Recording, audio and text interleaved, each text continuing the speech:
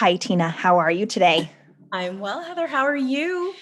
I'm so well. It's great to have you here. Thanks for joining us for the She Leads Me podcast. I know our listeners are going to be so excited to hear all the things that you have to share.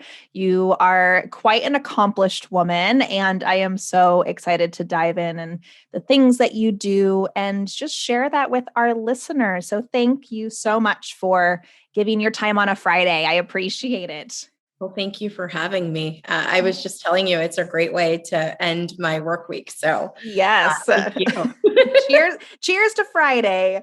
Yes. So you are so many things. You're a business strategist, you're an advisor, you have written a whole slew of books. I am curious to know a little bit about like what your day-to-day entails, and kind of share with our audience, like when you have so many things that you do, how do you structure that? Where do you even begin when you wake up in the morning?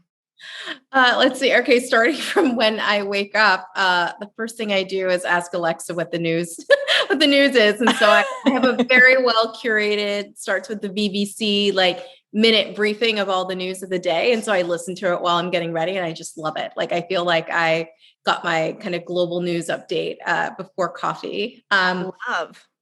Yeah. And then I try when I'm like really working it, I try to do my either hot water with lemon or green juice first, and then hold off for my coffee and then work out a little bit. And I would say I like to keep my mornings pretty open. I love to read. And so, spend a lot of time just reading, not really news. Like I read articles. The other day I read a really fascinating article in New York Magazine. So just like to have some time to read. I start taking meetings around 11, when I can help it. Some days I can't, and I have to get started right at 9. Yeah. And then, it's funny, as I spend so much of my time now as a writer that I actually don't have a writing process. Like I can't say, and then I write for 3 hours. Like that's just not how I work. It's just, if I have to get some writing done, I get it done. If I have to get, a synopsis or a treatment done, I just get it done. But I actually don't have a process where every part of my day that's in it. And yeah, I try to really take my meetings Tuesday, Wednesday, Thursday. It's summer here in New Jersey, so I really try to stick to doing nothing on Fridays. And Monday, I tend to do more of like a strategy set for the week, or time with my partners. I'm working on a lot of product and a lot of things right now, so I need a lot of like strategic time to talk with partners about how we're actually going to bring some ideas to life. And that's about it. Yeah. Oh, that's all. That's all. That's all the things. And I think I skipped some like 12 calls a day with my 11-year-old niece via FaceTime. Oh my gosh, how fun. Does she live kind of far away, or do you get to see her pretty frequently? I see her pretty often. She lives 2 hours away, but I don't care where I am in the world. She will get me on a FaceTime call every day. That's amazing, which is why she calls so often. She's like, my Aunt Tina is the coolest, and I'm going to FaceTime her now. So speaking to the writing, so author of, is it 7 books that you have published? I have now, I have 5 in the Z file. I'm sorry, Mackenzie Blue, 3 Z files published, a marketing book. So I have nine published, and I have published. 18 under contract. Yeah. So 9 of them are published as of now. Okay. And so you have 9 future projects slated for, I would assume, spread out over the course of the next few years, hopefully. 2 more coming this year. I have 4 next year and a few slated for the year after. Yeah. Incredible. So that would maybe be the main focus in your career as it stands right now, is writing? Primarily. Yeah. Writing. And then once you kind of create these brands, then it's the part about bringing them to life with product, with partnerships. Then you start to look at TV. So I'm just starting to get some projects set up for TV right now. So that's why it's like, yeah, I would say 50% of the time is the writing, and then the other 50% is the setup. And of course, on the fiction side, I'm really fortunate to have writing partners and work with really great writers who can help, with all the major writing that needs to happen. And so, my time is really spent setting up a new series and on existing projects, writing treatments for every single book. Yeah, incredible. And you've been a go-getter from early on, right? Like I believe that was this your first business that you created at age 16 or was that okay. That So was, tell yeah, it was my agency. I ran it for about 25 years. And so it was a long time with the first business, but I realized that, the world was changing. And as much as I love marketing, I love market research, I really wanted to spend more time on the content side. And that's really what led me to kind of walk away from Buzz and really transition the team and transition us more into a content company with a focus on representation. And I really wanted to create more, representative characters in middle grade fiction and then entrepreneurship with some content there.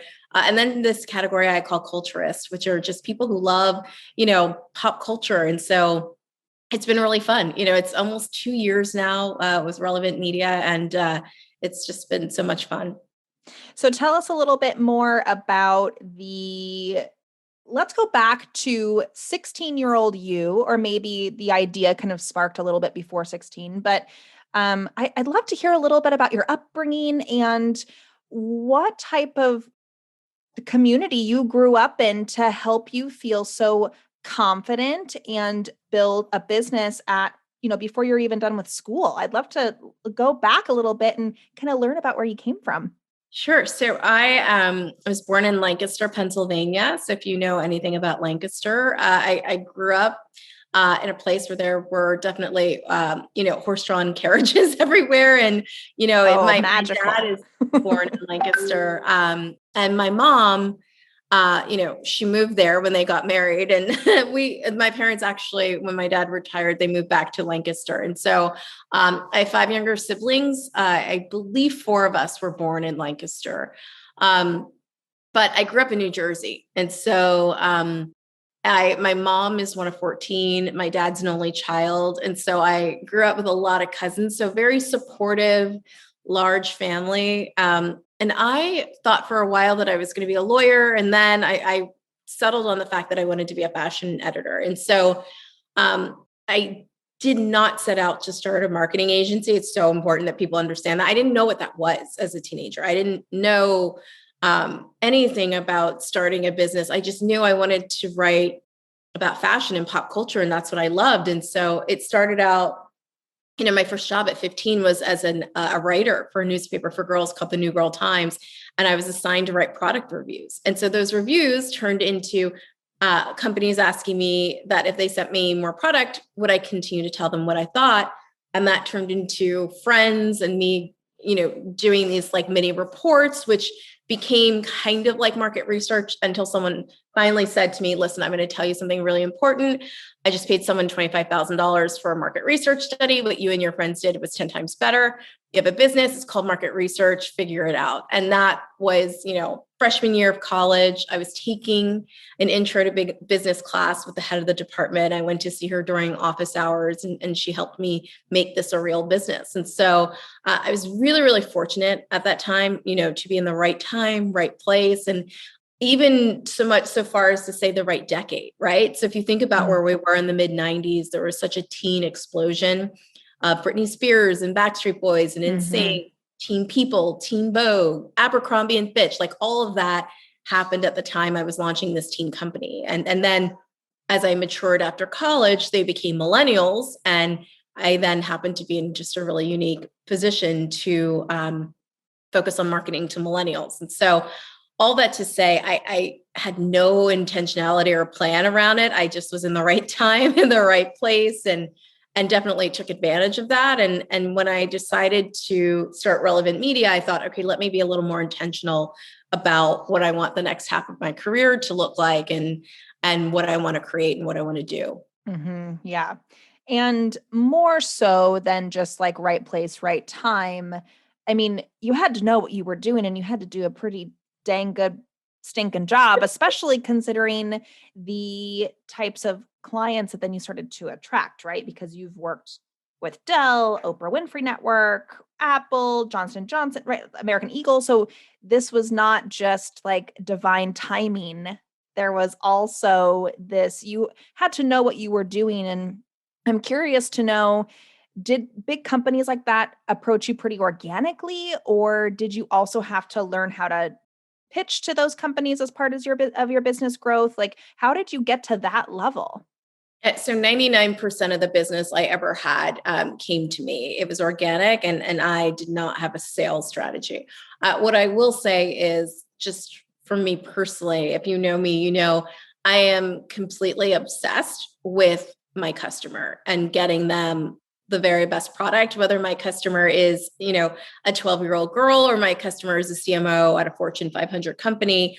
I'm obsessed with kind of getting into your head. What is the problem? What's the solution I can craft? And then executing it better than anyone. That is kind of, even as a teenager, that was just my obsession was, if I'm in school, I want 110%. I've always been very obsessed with really creating the very best product. And I think that's how an agency that was so small, I mean, my agency was a small agency, to be competitive the way we were and to have had the clients that we had really just speaks to the talent of the people I was able to work with, and really just how I saw my responsibility in business. And I think that was very challenging at times with the agency because, we never had the opportunity to bring a B game, right? Or to not do our best. And so if someone never said Tina was so difficult to work for, I was, but then if you look at where my talent went and what they did with their careers, they knew how to execute, flawlessly. I had no choice, as a teen, I'm showing up to the table with people much older. I had no choice in my career, but to always, bat 1,000, but that was really the spirit. And I think even now, creating product and content, I feel the same way, that the customer deserves the best product, the best experience always. Mm-hmm. Who in your life modeled that mentality or work ethic to you? Because that must have come from somebody pretty close to you at a young age. I don't meet a lot of preteens or teenagers that have that just type of mentality out the gate.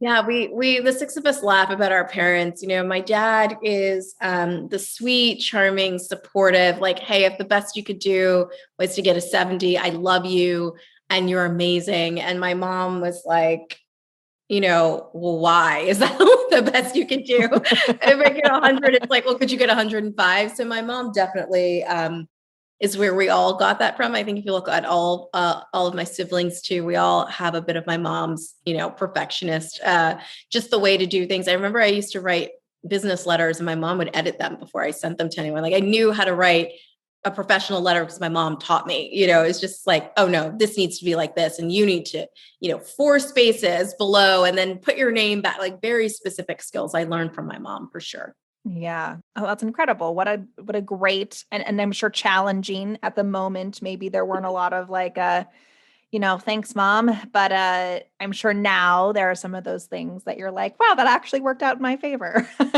If I'm traveling and my mom is like, oh, can I just stop by your house? I'm like freaking out, even though I know it's perfectly clean. It's still like, oh my gosh, what's she going to see? Still has that impact. Still has that. So you started this company, you grew it, you eventually transitioned into RLVNT Media. When did that transition happen? At what point did you know that it was time to make that transition for yourself? Yeah, so that was around summer 2019. I realized, okay, I think that I had this idea that like marketing and advertising needed to have such a substantial shift. And I didn't have the same desire to shift with the industry, right? My books had just been acquired earlier that year by Audible for audiobooks. That was just when I had only the Mackenzie Blue series.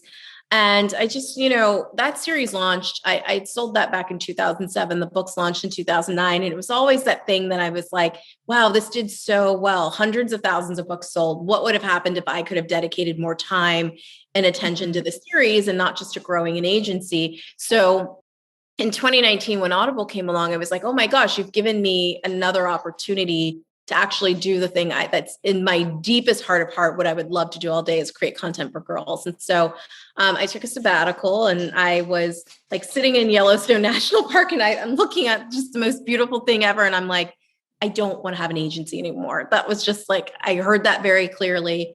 And I was on sabbatical for about 6 months. And so it gave me time to really take meetings and start to think through what the content business would look like. Started talking with Target, had some ideas that we were going to work on a tween series. And then, the pandemic hit and parents were rushing to Target and buying kids content. And I got the call that if I could get a book done in basically 2 months, it would be on shelves, December 1st. And so Wow. did it, the series started, and, now 6 books in, and I was just at Target today and saw the 3rd book just launched last week. And so, super grateful, but it just goes to show when you kind of get your intentions and you're like, all right, I think I need to make this shift. Things just really lined up in a really great way. Yeah. Are you just used to that now? You're at Target, you see your product on the shelf. Does that still have a big impact, or is it just like ever get used to it every time? I don't know. No, I have not gotten used to it. I mean, it's been a solid 6 months of book launching. No, there's never a time where it's like, there's my book again. I mean, my niece is not very impressed. She's like, oh, there it is again. And I'm like, this is like a big deal. She's like, I mean, it's whatever. I would park myself there at Target. Like, this is my book, everybody. That's me. I'm in Target. So I'd love to dive in a little bit on a couple of things. For our audience mainly, you gave yourself permission to shift from something that was so uber successful and decide what was the next best move for yourself. And a lot of women right now are at, or have been in the, especially heightened in the past, 16, 18 months or something of this transition, that they're at a crossroads. It took the time for yourself. You took 6 months, it sounds like, to really kind of weigh everything out. Did you ever have any second guesses as to that decision that you were making? Did you ever doubt that choice? Did you want to go back at some point? I would love to just kind of hear a little bit of the ins and outs of that transition period for you. And maybe if there's somebody listening, what advice you would give them if they're considering making a shift that feels kind of scary. The beginning of 2019 was probably my hardest, darkest time as an entrepreneur. And what I realized later was I spent many months grieving the decision I hadn't even made yet. It was like I knew in the deepest part of myself that I was going to make this transition. And I just thought at the time, maybe I'm just depressed, maybe. And what I realized later was I knew what I had to do, and I just grieved it and then got on with it. And I even tried to make one more go at it. And I just remember, being like, we have all these great clients and I don't want to do this anymore. And every day it's like, what meetings am I doing? I just had no desire for it. And then by the time I got to sabbatical, I was just so depleted. Right. And I think we go through where it's like, I just can't. And then I became so revitalized during the sabbatical. And then, my father had been sick that year. So there was just a lot that was going on in general. But what I will say is sometimes we act like our intuition is a bad thing. And in reality, I really believe our bodies are always telling us what we need to know. The stress that I used to live under, the way I used to, feel, I instantly knew, I don't have to feel like this. So the Yellowstone moment was it. And I am really decisive. When I decide this is what it is, I get on with it. But I will say it took me until I was on the other side of it to realize I was grieving for months ahead of time. I knew that this was coming, that this end was coming, that this transition was coming, that I was terrified of what was on the other side. Because I had, from the time I was a teenager, that company was such a part of my identity, so I had to deal with all of that. Who was I without the company? What happened if I didn't want to continue? What were people going to think? And then it took me a minute to even decide, so I had the idea for Relevant Media, and then it was a year. So it wasn't even officially launched until last August. I took on a role as an interim CMO, and there were a lot of things that after I quit the agency, I quit a bunch of boards I was on. quit another job that I loved, where I was an academic director of a summer program at the Wharton School. And I just loved that job. So there was a lot where I think people close to me was like, is she having a midlife crisis? Like, what's happening? But I've just Mm-hmm. realized that if I really want to focus or have the energy for content, I have to let go of everything. And so there was a lot of like identity shifting at the time.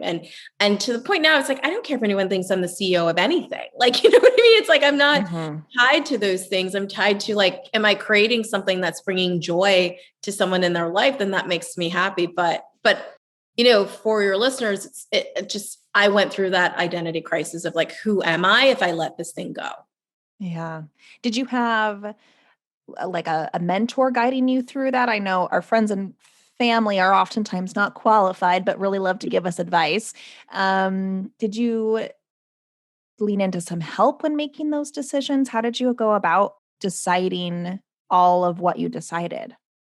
So I'm really fortunate to have some pretty spectacular peer networks. So, I'm a Henry Crown Fellow at the Aspen Institute. And so I'm super fortunate to have just a wonderful class of fellows who were so helpful. And then I'm also a member of an organization called Chief. And so I had a core group of about 10 women who were just fantastic at, asking the tough questions, making sure I was, asking myself the tough questions. I think also sometimes as women, we need permission almost to take a step back and say, I have to do what's best for me.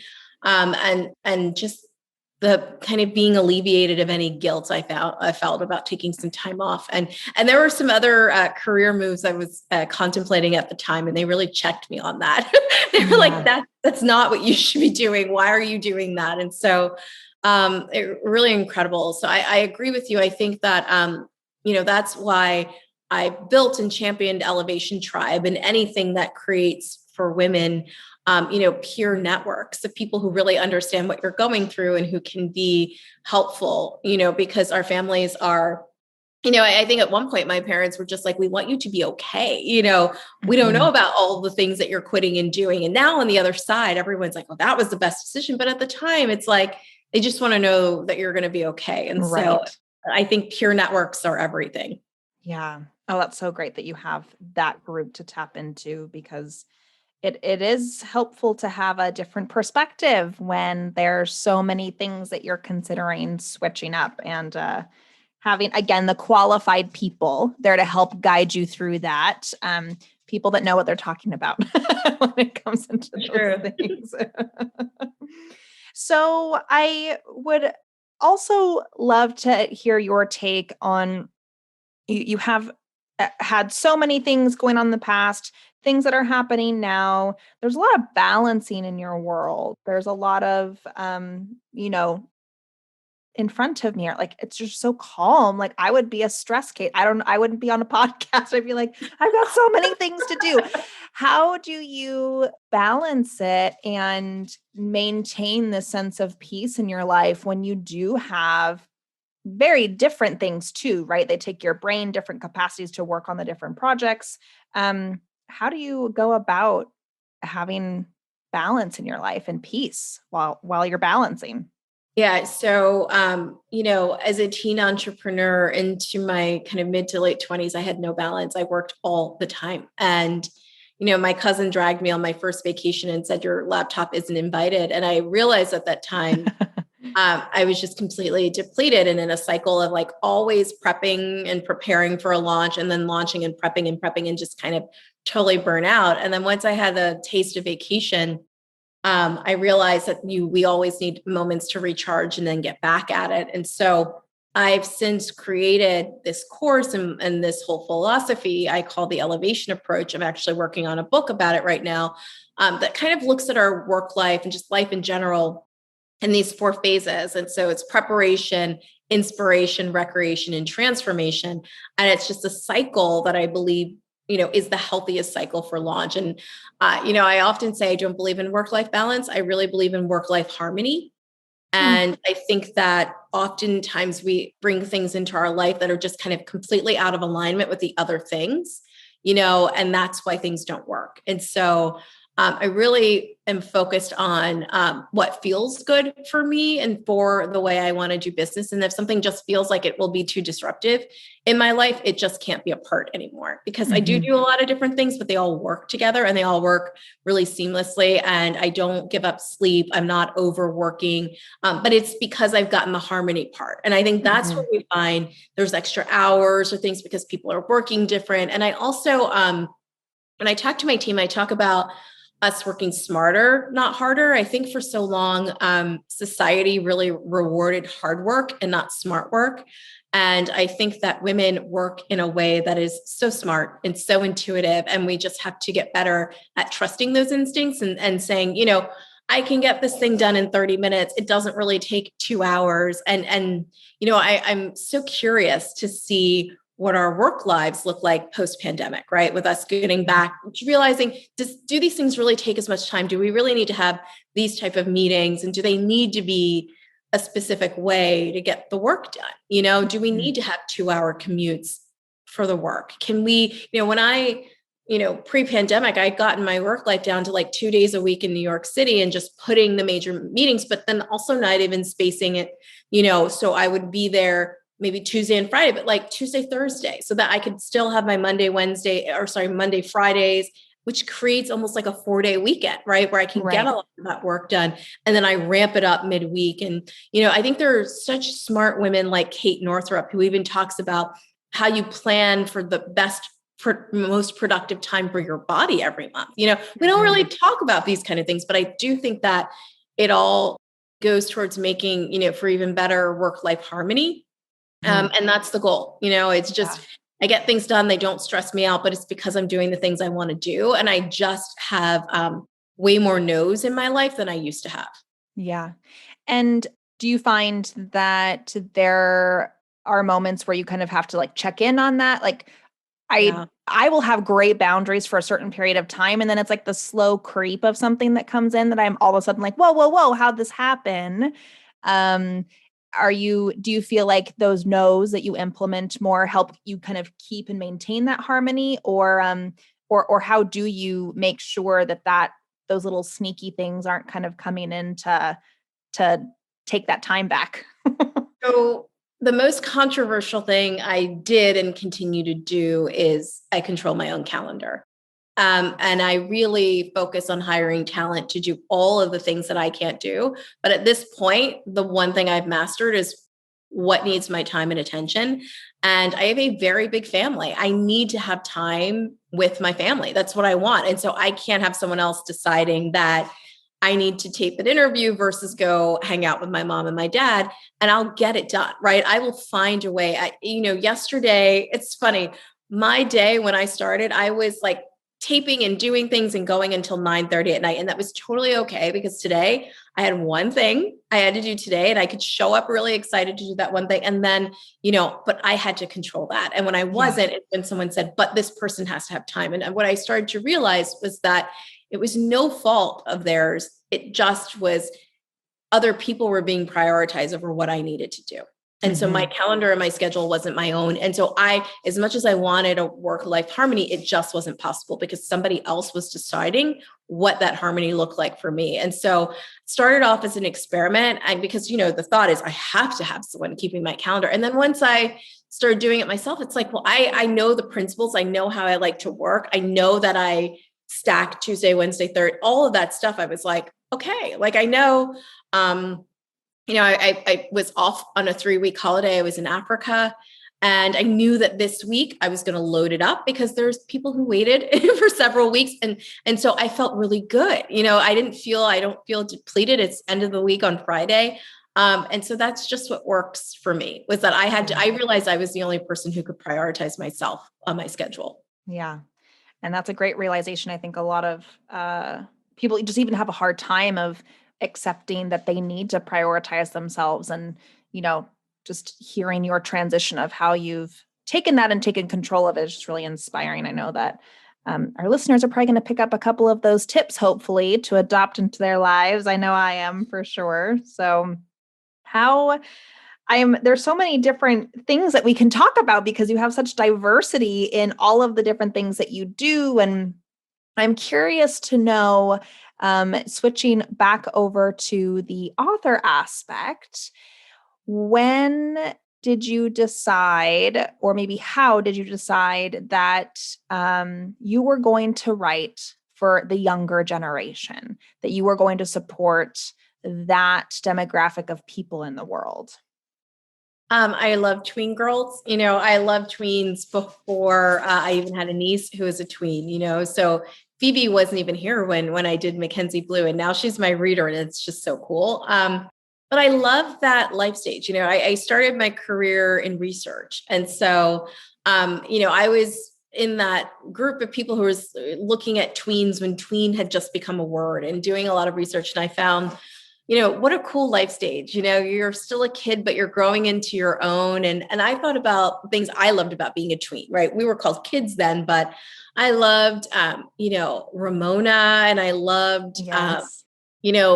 Fear Street and Goosebumps and Sweet Valley Twins and Sweet Valley High. And it was just cool. You were just in this like cool space of just coming into yourself. And so I think the rules of writing young adult are so different. It just never felt like something I wanted to do. And I have 3 younger sisters. And so just, my household, you can imagine a mom, my dad, but 4 girls, we just have this like fun vibe. And it's even better with my niece, she just like loves hanging out with the girls. And so I just love the life stage. My friends who have tween daughters, I just love chatting with them. I just find that their spirit is so great. And, they're just like looking at life and all the possibilities, and they're funny and witty. And so I'm just like all about, the cool girl stage. Yeah. It almost seems like that is the stage where you kind of catch them before they're so self-aware of, am I the right person that other people want me to be?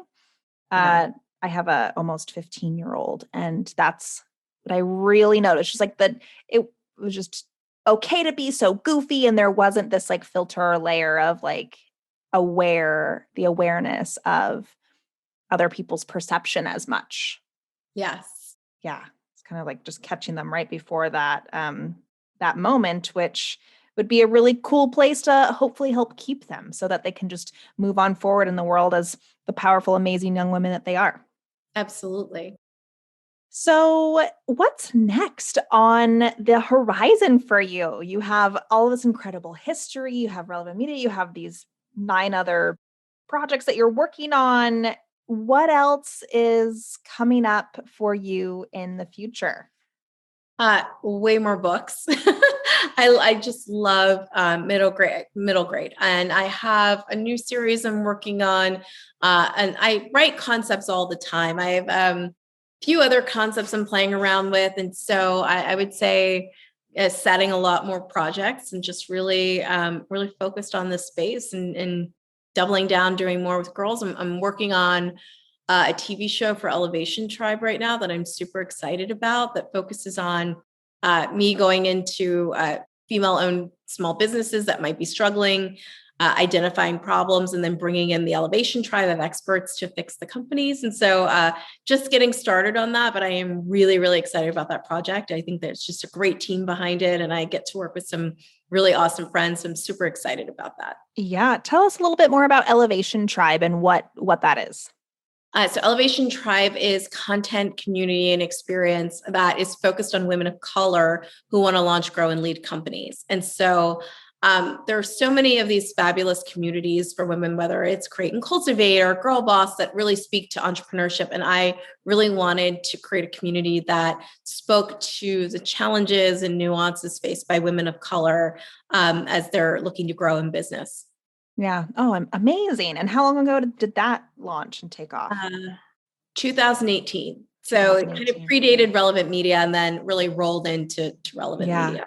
Oh, incredible. That's so amazing. And then so working on that TV show, that sounds like such an amazing resource for people, not only that you're working with in that moment, but then for other people to watch and learn from too. And the expansion and the reach of how many people you'll be able to help with that just sounds incredible. Congratulations. Thank you. Yes. It was such a pleasure having you on the show today. I just really enjoyed getting to know more about you and all the things that you have going on, and honestly, how your brain operates, because that is so many accomplished things that you've done and created. And I'm just really so thankful to have some time to get in there a little bit and understand how you make that all work, because not a lot of people can do that. So thank you. Where can people connect with you from here? The best place is tinawells.com. Excellent. And then that will connect to like social media and all the other places that people can follow and connect and just follow along in the journey. Yes. And I also have a weekly newsletter. And so you can subscribe right there and you'll get access to all my content. Perfect. Tina, thank you so much. It was such a pleasure. And I hope to follow up, and maybe we can do another like catch up call and just like see where Tina's at today in the future. That would be great. All right.